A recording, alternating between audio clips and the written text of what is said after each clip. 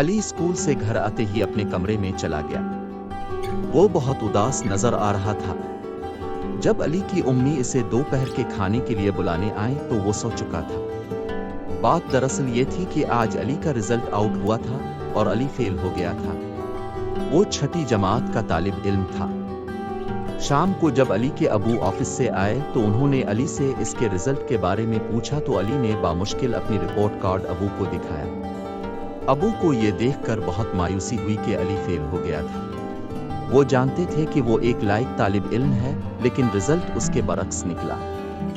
انہوں نے علی سے ناراض ہونے کے بجائے اس سے فیل ہونے کی وجہ دریافت کی، کیونکہ وہ اپنے کمرے میں پڑھتا رہتا تھا۔ علی نے ابو کو بتایا کہ میں نے سارا سال پڑھنے کی بجائے کمپیوٹر پر گیم کھیلے اور کارٹون دیکھے تھے۔ میں سوچتا تھا کہ کل پڑھ لوں گا کہ امتحانات قریب آ گئے اور میں تیاری نہیں کر سکا۔ پلیز ابو اب مجھے معاف کر دیں اور ایک موقع دے دیں۔ میں سارا سال محنت سے پڑھوں گا اور کمپیوٹر پر گیمز بھی نہیں کھیلوں گا۔ علی کے ابو نے یہ کہتے ہوئے معاف کر دیا کہ میں تمہیں ایک اور موقع دیتا ہوں۔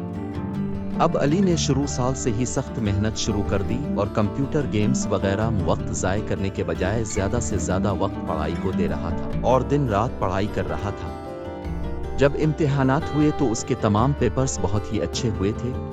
جب رزلٹ اناؤنس ہوا تو وہ اپنی کلاس میں فرسٹ آیا تھا۔ خوشی سے علی کی آنکھوں میں آنسو آ گئے، اور جب اس کے امی ابو نے اس کا رزلٹ دیکھا تو بہت خوش ہوئے اور بولے، اگرچہ تمہارا 1 سال ضائع ہو گیا لیکن تم نے کامیابی کا راز پا لیا۔ جی ابو، مسلسل محنت اور وقت کی قدر، یہی وہ راز ہیں جس نے مجھے کامیابی سے ہمکنار کیا ہے، اور یہ ہمیشہ میری زندگی میں شامل رہیں گے۔